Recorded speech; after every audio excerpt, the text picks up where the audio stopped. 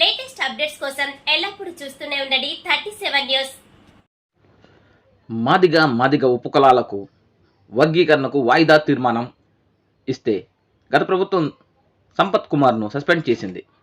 2023 December 23న ఉప ముఖ్యమంత్రి బట్టి విక్రమార్క దామోదర్ రాజనరసింహ అడ్వకేట్ జనరల్ను సుప్రీంకోర్టుకు పంపించారు. వర్గీకరణపై సుప్రీంకోర్టులో న్యాయ నిపుణులతో వాదనలు వినిపించారు. తెలంగాణ ప్రభుత్వం చేసిన ప్రయత్నం ఫలించింది. వర్గీకరణలపై సుప్రీంకోర్టు రాజ్యాంగ ధర్మాసనం ఇచ్చిన తీర్పుకు మనస్ఫూర్తిగా కృతజ్ఞతలు చెప్తున్నా. సుప్రీంకోర్టు తీర్పుకు అనుగుణంగా ఏబిసిడి వర్గీకరణ చేసేందుకు తెలంగాణ ప్రభుత్వం నిర్ణయం తీసుకుంటుంది.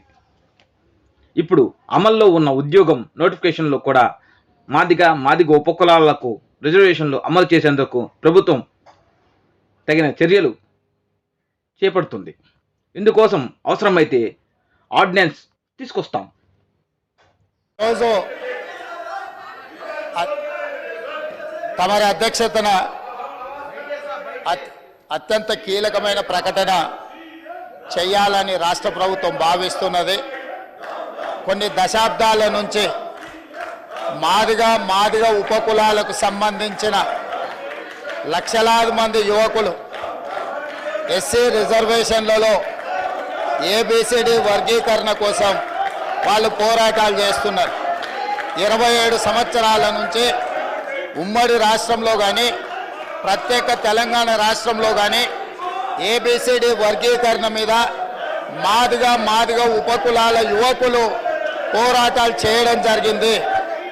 వారి పోరాటాల ఫలితం ఒకనాడు ఇదే శాసనసభలో మాదిగ ఉపకులాల వర్గీకరణ కోసం వాయిదా తీర్మానం ఇస్తే నాతో పాటు ఆనాటి శాసనసభ్యుడు సంపత్ కుమార్ను కూడా ఈ సభ నుంచి బహిష్కరించడం జరిగింది.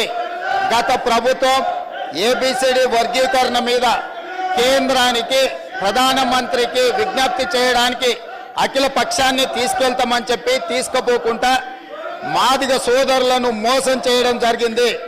కానీ డిసెంబర్ 3, 2023 నాడు ప్రజాప్రభుత్వం బాధ్యత తీసుకున్న తర్వాత తక్షణమే మా ఉప ముఖ్యమంత్రి గారి సూచన మేరకు మాజీ ఉప ముఖ్యమంత్రి ప్రస్తుత మంత్రి దామోదర్ రాజనరసింహ గారి నేతృత్వంలో మా శాసనసభ్యులందరినీ అడ్వకేట్ జనరల్ని ఢిల్లీకి సుప్రీంకోర్టుకు పంపించి న్యాయ కోవిధులతోని చర్చించి సుప్రీంకోర్టులో బలమైన వాదనను తెలంగాణ రాష్ట్ర ప్రభుత్వం కాంగ్రెస్ ప్రభుత్వం వినిపించడంతో ఈనాడు సుప్రీంకోర్టు మాదిగ ఉపకులాల వర్గీకరణకు అనుకూలమైన తీర్పునివ్వడం జరిగింది.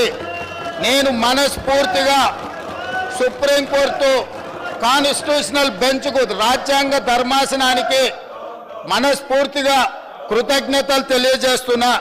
7 మంది జడ్జిలలో 6 మంది జడ్జిలు రాష్ట్రాలకు ఏబిసిడి వర్గీకరణ చెయ్యడానికి అనుమతి ఇచ్చింది.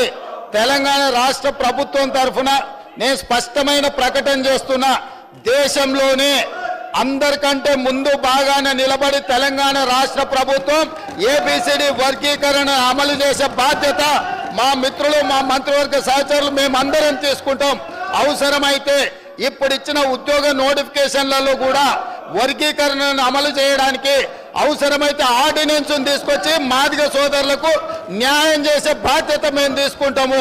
కాబట్టి ఈరోజు ఈ సభ అందరూ కూడా ఈ అంశం మీద ఏకాభిప్రాయానికి వచ్చి మాదిగ ఉపకులాల వర్గీకరణకు సంపూర్ణంగా సహకరించాల్సిందిగా రాష్ట్ర ప్రభుత్వం తరఫున నేను